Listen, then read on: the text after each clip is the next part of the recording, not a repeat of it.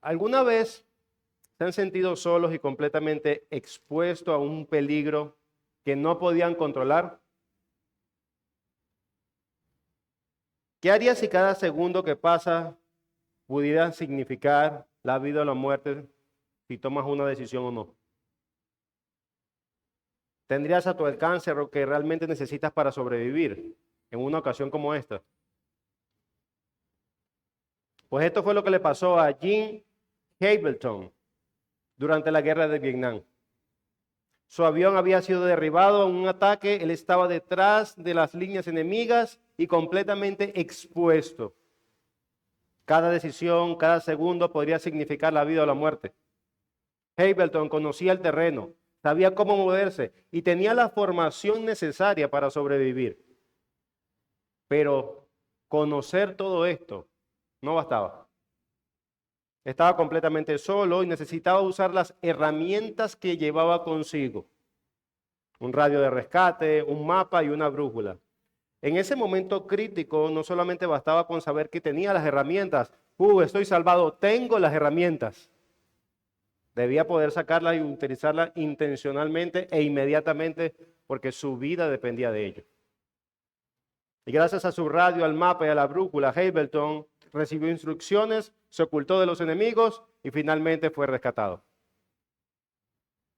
Si esas herramientas no hubieran estado accesibles para ese momento, probablemente había muerto allí.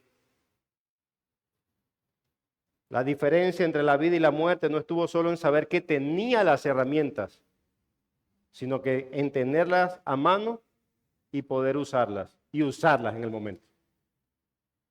Y esta historia nos habla directamente también a nosotros, porque también aplica para la vida cristiana. No solamente conocer, no solamente tener las herramientas, sino usarlas en el momento que se requiere. En nuestra vida cristiana, quizás sepamos los hechos básicos de la historia del Evangelio y lo tengamos presente en nuestra mente pululando. Pero la verdadera pregunta es esta. ¿Es la verdad del Evangelio accesible constantemente para nosotros?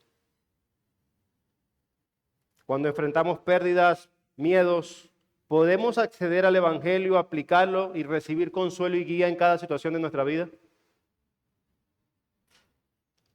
¿Está a nuestro alcance cuando recibimos críticas crueles, desplantes, injusticias, cuando un amigo nos traiciona o cuando recibimos la mala noticia del médico de que no estamos bien? En ese momento, ¿realmente conocemos el Evangelio? Tener un conocimiento distante del Evangelio es inútil si no está listo para usarse en los momentos que más importan. Lo repito, tener un conocimiento distante del Evangelio es inútil si no está listo para usarse en los momentos que más importan. Igual que Hamilton. No importaba si tenía lo correcto, pero si no echaba manos de ello probablemente iba a morir. Y lo que quiero decir es esto. Conocer los hechos básicos de la historia del Evangelio en nuestra mente, que estén ahí, que estén enterrados bajo miles de otros pensamientos y preocupaciones de nuestra vida cotidiana, no nos servirá de nada. Que sea uno más de los miles de pensamientos en nuestra vida cotidiana, no servirá de nada. Si no podemos traerlos y usarlos en cada parte de nuestra vida. Así que surge una pregunta inevitable. O una pregunta más bien clarificadora. ¿Cuáles serían los pasos a seguir para tener el Evangelio realmente a nuestra disposición cuando más lo necesitemos? Pues el apóstol Pablo nos da una serie de estrategias, de guía, para siempre tener a disposición el Evangelio. Y lo podemos ver en 1 Corintios 15, 1 al 14. Y quiero que lean conmigo. 1 Corintios 15, del 1 al 4. Dice la palabra del Señor. Además os declaro, hermanos, el evangelio que os he predicado, el cual también recibisteis, el cual también perseveráis. Por el cual asimismo, si retenéis la palabra que os he predicado, sois salvos, si no creísteis en vano. Porque primeramente os he enseñado lo que asimismo recibí, que Cristo murió por nuestros pecados, conforme a las Escrituras, y que fue sepultado, y que fue resucitado, o que resucitó al tercer día, conforme a las Escrituras. Entonces, la estrategia número 1 que Pablo dice en 1 Corintios, capítulo 5, capítulo 15, del 1 al 4 es esta. Recuerden el Evangelio. El apóstol Pablo dice que escribe para recordar a sus lectores lo que ya saben. No le está enseñando nada nuevo. Recuerden lo que ya saben. Pablo habría predicado el Evangelio a Corintio y algunos de sus oyentes lo habían recibido, permanecían en él y fueron salvados por esta verdad. Entonces, ¿por qué Pablo les recuerda ahora lo que ya saben? Porque quiere que el Evangelio sea accesible e impactante. Algo que puedan aplicar y experimentar no solamente en un momento de su vida, no solamente cuando creyeron inicialmente, sino cada día de su vida. No solo que sea un pensamiento más entre muchos, no. Y hermanos, seamos sinceros. ¿Cuántos pensamientos pasan por nuestra mente a diario? Necesito comprar, hacer compras en el mercado, necesito llevar a los niños a tal lado, ir a la consulta médica, hacer exámenes, tengo que entregar un trabajo en la universidad para los que estudian en la universidad, el sueldo no me alcanza, ¿cómo voy a pagar la próxima cuota de cachea? ¿Me van a invadir hoy los gringos o será mañana en el desayuno o en la cena? ¿Cuánto está el dólar? Esos son nuestros pensamientos diarios, ¿cierto? ¿O soy yo nada más? Y esas son cosas superficiales, porque si estamos hablando de creyentes o a creyentes, también existen el lado de nuestros pensamientos de las realidades más profundas. ¿Cómo cuáles? ¿Cómo estoy lidiando con mi pecado del temor a los hombres, la pornografía, el chisme, la murmuración, la autocompasión, el servicio a los demás, y etcétera, etcétera, etcétera? ¿Estoy venciendo el pecado o me está arrastrando el pecado?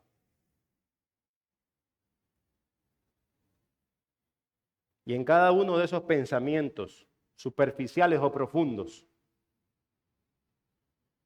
podríamos preguntarnos, ¿es el Evangelio prominente en todo esto? ¿Me estoy recordando el Evangelio y su poder para navegar en nuestra vida diaria? ¿El Evangelio realmente marca la diferencia cuando viene un pensamiento y me abruma? ¿O simplemente es un pensamiento más? Sí, yo conozco ciertas verdades. Sí, yo conozco el Evangelio. Sí, eso me lo predicaron cuando me convertí. Pero realmente es parte funcional en nuestra vida diaria. Cuando viene un pensamiento, lo dejamos hacia atrás. O está enterrado en las marañas de pensamientos, estando inaccesible y por ende inútil. Alguien lo ilustró así. Imagina tener una colección de 7,000 monedas. ¿Sí lo imagina? Y alguien arroja una más al montón y éstas se sumergen con todas las monedas. Y ahora eres dueño de ella, pero ahora tienes 7,000, una moneda. ¿Qué probabilidad existe si alguien te dijera, encuentra esa moneda en las 7,000? ¿Qué probabilidad existe que esa moneda sea accesible para ti? Probablemente nunca la encontraríamos, porque la tomamos como una moneda más. De igual manera, ¿cuán accesible es el Evangelio entre nuestros miles de pensamientos diarios? cuánto piensas en el Evangelio a diario y cuánto piensas en las otras cosas. Y es una matemática simple. Analiza hoy. ¿Cuánto pensaste en el Evangelio? Y el Evangelio que te dirigió en cada ser, yo hago esto, yo miro esto, yo soy el que soy, yo soy el hombre que debo de ser por el Evangelio, la mujer que debo de ser por el Evangelio, el médico, el zapatero, etcétera, etcétera, etcétera. ¿Cuántas veces pensaste en el Evangelio que controlara a los demás? No es que dejaras de hacer lo demás, sino que principalmente el Evangelio estuviera en el centro de nuestra vida.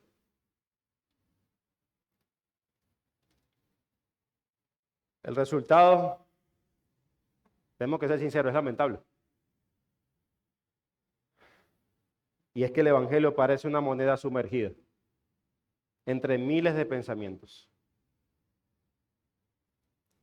Y pensamos más en otras cosas diariamente que en el Evangelio. Y he allí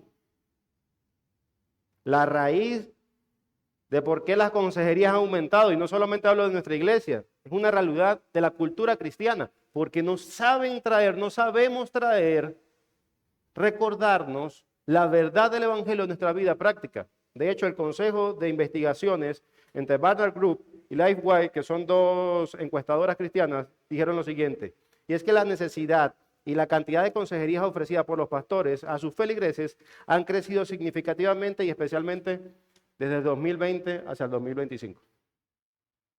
Por esta misma realidad, no echar mano al Evangelio. Y allí la raíz porque el cristiano se hace tan irrelevante en el mundo actual. Y la gente ve el cristianismo como algo arcaico, porque no sabemos echar mano al Evangelio y no sabemos tomar el Evangelio para nuestra vida práctica. Obviamente van a pensar que el cristianismo es arcaico. Y allí la raíz de por qué somos arrastrados por las crisis y por el pecado. Porque no tenemos el Evangelio en la mano para ser usado cuando lo necesitamos. Pero mis hermanos, esto no tiene que ser así. De la misma manera que Pablo le recordó a los corintios, en un sentido también nos lo recuerda a nosotros. Y esto es lo que nos lleva a nuestro segundo punto y aquí me voy a desplegar un poco más. O la segunda estrategia. Primero es recordar y la segunda estrategia básicamente es esta. El Evangelio no es para tenerlo guardado, es para ahora mismo. En 1 Corintios 15, del 1 al 4, Pablo destaca 3 verdades sobre el Evangelio.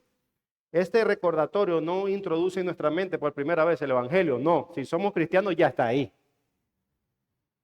Al contrario, nos ayuda a extraer estas verdades del Evangelio cuando lo necesitamos. Y lo necesitamos todos los días. Pone la verdad del Evangelio a nuestro alcance, como ese soldado que estaba en la tapa, en el diseño. Ahí, constantemente ahí. Decía John Piper que si el cristiano no se ve a sí mismo que el cristianismo es una guerra, ya ha perdido la guerra. Hermanos, el cristianismo es una guerra contra nosotros mismos, hablando de nuestro pecado remanente, contra el mundo y contra Satanás. Aquí estamos en guerra, siempre. ¿Y cuáles son estas verdades que habla Pablo? La primera verdad, la muerte de Jesús es sumamente importante para nosotros. Y recuerden, recordar esto, recordar esta primera verdad, que la muerte de Jesús es de suma importancia. ¿Y por qué? Pablo dice, porque os he entregado en primer lugar, y enseguida destaca, la muerte y la resurrección de Jesús. Hermanos, la muerte de Jesús no es una verdad más entre otras. Es la clave. Es absolutamente el centro de todo. Por eso antes había dicho, y de hecho lo recordamos el domingo pasado, mi pastor lo dijo, me propuse no saber nada entre vosotros, cosa alguna, sino a Jesucristo y a este crucificado en esta misma carta. Así que si queremos que el Evangelio sea accesible, que esté a nuestra disposición, que realmente impacte, y no solamente a nosotros, sino a todos los que nos conozcan, la muerte de Jesús no es una moneda más arrojada sobre un montón de 7,000. esa moneda es especial. La muerte de Jesús, véanlo como esa moneda. Es una moneda especial, es una moneda que enmarca, es una moneda que la pones en un sentido, en el centro de tu casa y te sientas a meditarla, a verla constantemente, a recordarla. Y en un sentido, como la moneda es la muerte de Jesús, adorarla. Adorar a Cristo que se entregó por nosotros, a meditar lo que significa esa muerte. Porque esta muerte es la que te recuerda, o recordar en este sentido, es que al contemplar a Jesús deberías recordar algo, principalmente algo, ¿y qué es? Que Jesús pagó por mis pecados, pasados, presentes y futuros. Que no hay condenación para los que están en Él. La que te recuerda que no tienes que ser aceptado por nada que lo que hagas para llegar a los cielos, sino que ya fuiste aceptado por Jesús. La muerte de Jesús no es un dato más en tu mente, no es un simple pensamiento, no. La muerte de Jesús es de suma importancia para los creyentes. Es la verdad que redefine todo lo demás. Entonces, ¿qué debemos hacer con esta realidad, con este primer punto? Tenemos una responsabilidad de contemplar la muerte de Jesús. Volver una y otra vez a ver la muerte de Cristo y esta que es de suma importancia para nosotros. Ponerla en primer lugar, darle el peso que merece y permitir que esta verdad gobierne y reordene todos los demás pensamientos de nuestra vida. Si tú te pones en el lugar que crees que eres más importante que Jesús, y casi ningún evangélico lo va a decir en voz alta, pero cuando tus planes, nuestros planes, están encima de lo que Él quiere para ti, para tu vida, para los de tu casa, tú te estás poniendo encima de Él. Cuando lo contemples y contemples esta muerte, que ésta reordene tu vida.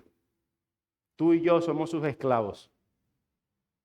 Y no en el sentido de la esclavitud, de aquella visión arcaica o malévola de Estados Unidos en el momento de la secesión, sino la diferencia es que nosotros amamos ser sus esclavos, servirle, amarle y glorificarle. Contempla esa muerte y recuerda esa realidad para ti, que Él murió por mí, en este caso por ti.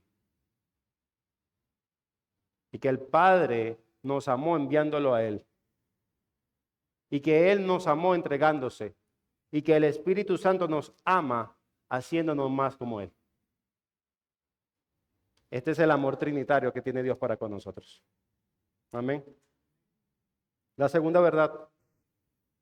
La muerte de Jesús realmente sucedió. Y esto parece contradictorio, ¿para qué recordar esto?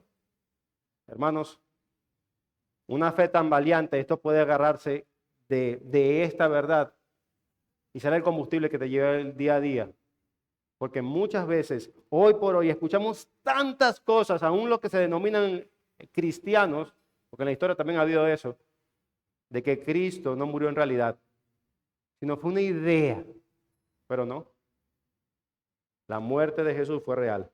Pablo dice que entregó lo que él había recibido. Lo vemos en Corintios 15:3. Es decir, que él no inventó nada. Antes de enseñarlo, él mismo lo aprendió. Fue discípulo antes de ser maestro. De hecho, en 1 Corintios 15, probablemente se conservan las palabras de un credo cristiano muy antiguo. Y es que que Pablo que había memorizado años antes de llegar a Corintios, probablemente en el 49 después de Cristo. Y esto significa que el testimonio sobre la muerte de Jesús circulaba desde apenas una década después de en la carta de los Hechos. ¿Y qué implica eso para nosotros? Que la iglesia primitiva afirmó con fuerza desde el principio que Jesús realmente murió. Y luego Pablo añade, Cristo murió por nuestros pecados conforme a las Escrituras y fue sepultado. Aquí tiene dos evidencias más. Las Escrituras ya lo anunciaban. La muerte del Mesías no fue un accidente ni un mito tardío. Fue una promesa escrito mucho antes en los siglos. Y número dos, o la segunda evidencia, su cuerpo fue sepultado. José de Arimatea lo bajó de la cruz, lo colgó en una tumba real Lo colocó en una tumba real, en un lugar real, observado por testigos reales. Así que aquí no hay simbolismos vacíos, ni metáforas religiosas. Jesús murió de verdad. Y todo esto tiene el peso que se sostiene en el Evangelio, se sostiene en un hecho histórico. Así que cuando dudes de su muerte, puedes confiar que Jesús es real.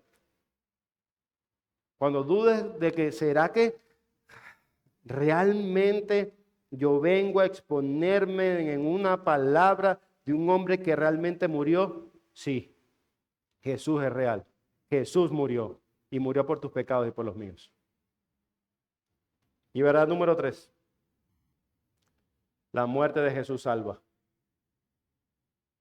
El recordatorio de Pablo incluye esta frase central del Evangelio: Cristo murió por nuestros pecados. Cristo no es un apellido, como saben, sino un título que significa el Mesías, el Rey, el Salvador prometido desde los siglos anteriores. Y este Mesías murió por nuestros pecados en nuestro lugar y a nuestro favor, cargando sobre sí el castigo divino que nosotros merecíamos. Su muerte fue sustitutiva y expiatoria. Y podría cualquier otro sufrimiento, por más extremo que fuera, lograr esto.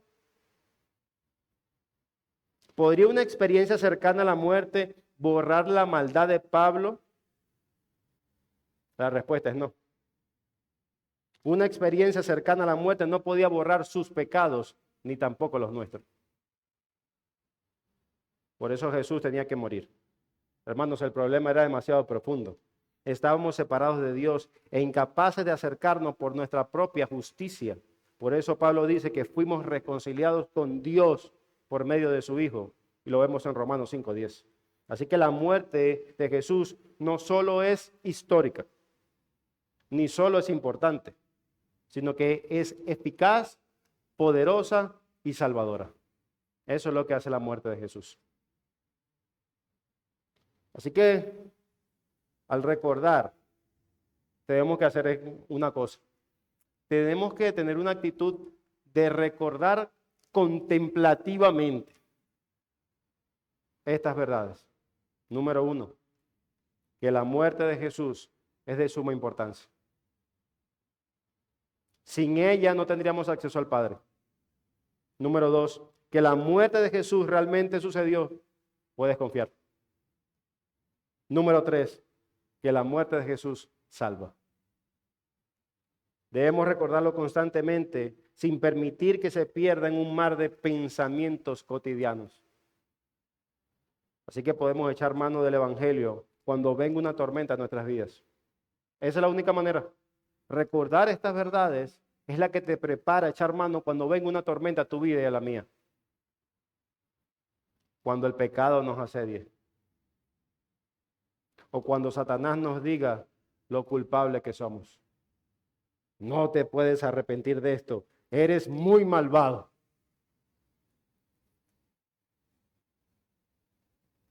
A tales cosas podemos responder como lo hizo Lutero, el cual se recordaba el Evangelio para vivir todos los días. Y él decía, cuando Satanás me dice, tú eres un gran pecador y por lo tanto serás condenado, yo respondo, es verdad, soy un pecador, pero Cristo murió por los pecadores y murió por mí.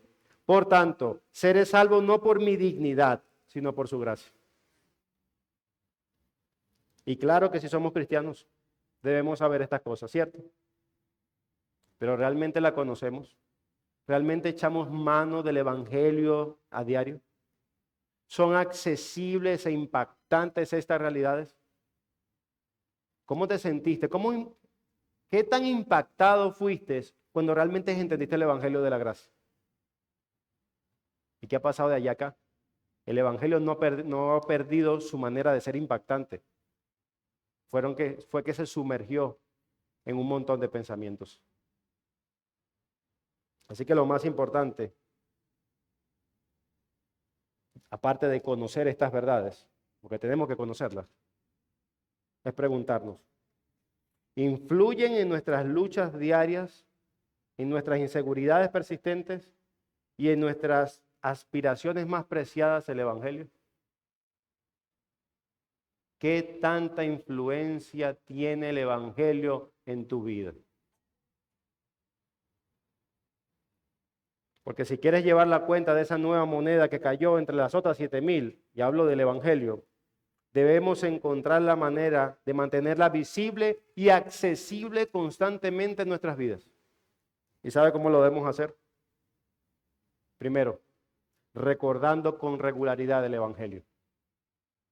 Segundo, cantando con otros, como lo acabamos de hacer, que atesoran el Evangelio igual que nosotros. Leyendo a menudo lo que es el Evangelio en su palabra, en la palabra que Dios se ha autorrevelado para que tú y yo le conozcamos. Y deteniéndonos en el tiempo suficiente en meditar en el Evangelio para que nuestro corazón arda. ¿Hace cuánto tiempo no arde tu corazón por el Evangelio? Y por último, debemos orarlo en cada rincón de nuestra vida. No de los espacios, de nuestra vida. Convierte cada pensamiento, cada situación difícil y positiva en un agradecimiento por el Evangelio o en un recordar en el Evangelio para que puedas sortear y navegar en esta vida. Algunos puritanos nos modelan de manera práctica cómo luce eso en tu vida. Primero dice Richard Sibbes lo siguiente: pon a Cristo continuamente delante de ti y que Él sea tu modelo y tu gozo. Contempla a Cristo. Thomas Goodwin lo decía de esta manera: la mayor parte de nuestra fe consiste en un constante recordatorio de Cristo y de su obra. John Owen decía: mantén la gloria de Cristo en tu mirada. Este es el camino para que tu alma no desfallezca. Así que, hermanos, si eso es así, entonces no nos atrevamos a vivir con un evangelio en el bolsillo, como una herramienta olvidada en el fondo de un morral. No, tengamos siempre al alcance de nuestra mano el evangelio, en la punta de la lengua, en lo más alto de tu mente y en lo más profundo de tu corazón. Cuando llegue el día malo, y yo sé que todos los que estamos aquí van a experimentar ese día porque llegará, o quizás estás en él, que nos encuentre con la verdad de Cristo lista para usarse. Lista para usarse en el gozo y en la tribulación. Que nos aferremos al Cristo crucificado y resucitado, no a nuestras fuerzas. A veces intelectualmente sabemos que nadie aquí se cree superpoderoso en la práctica. Pero al salir de tu casa sin meditar en estas palabras, al salir de tu casa sin meditar en el Dios que te salvó, y no hablo de una pequeña oración, Señor, protégeme, no. Tú en la práctica te estás creyendo superpoderoso. Cuando dejas y te acercas al Señor en el momento de tribulación y angustia, tú te creíste superpoderoso. Porque estás buscando a Jesús, al Señor, solamente cuando tus planes fallaron. Hermanos, aferrémonos al Cristo crucificado y resucitado, no a nuestras fuerzas. También cuando el pecado nos acuse, respondamos con su muerte. Él murió por mí. Cuando los miedos nos envuelvan, respondamos con su resurrección. Él resucitó por mí. Y cuando la oscuridad avance, respondamos con su evangelio.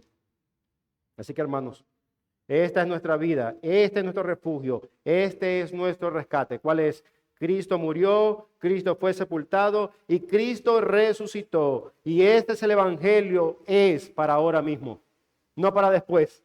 El evangelio es para que lo vivas ahora mismo, no para después. Es como que si intentáramos no utilizar las riquezas, el cual Él nos preparó para nosotros. Es como tener literalmente riquezas que decimos, no, yo solo, yo puedo ser un mendigo espiritual. Eso es lo que hacemos.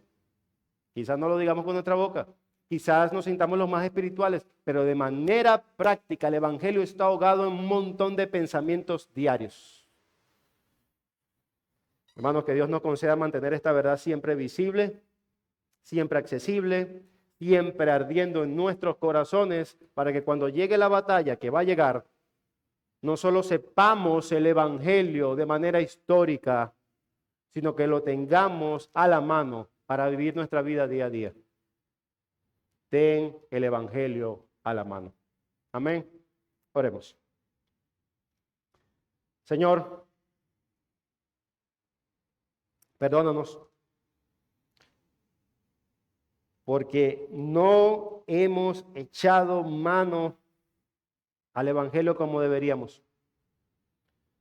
Nuestras vidas afanadas a veces, preocupadas a veces, deprimidos, angustiados por la situación del país, de la casa, del hogar, de nuestras enfermedades. Muchas veces nos hemos visto en aflicción y es porque no hemos echado mano al Evangelio.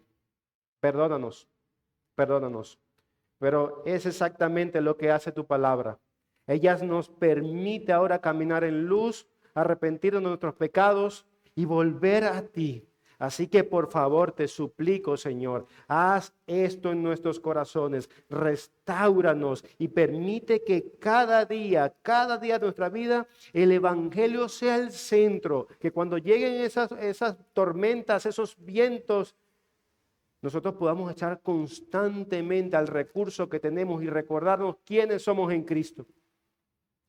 Ayúdanos, Señor, y ayúdanos a salir de aquí, no flagelados, sino capacitados por medio de tu gracia para tener la libertad y el gozo de echar mano al Evangelio. Te lo pedimos en nombre de Cristo Jesús. Amén.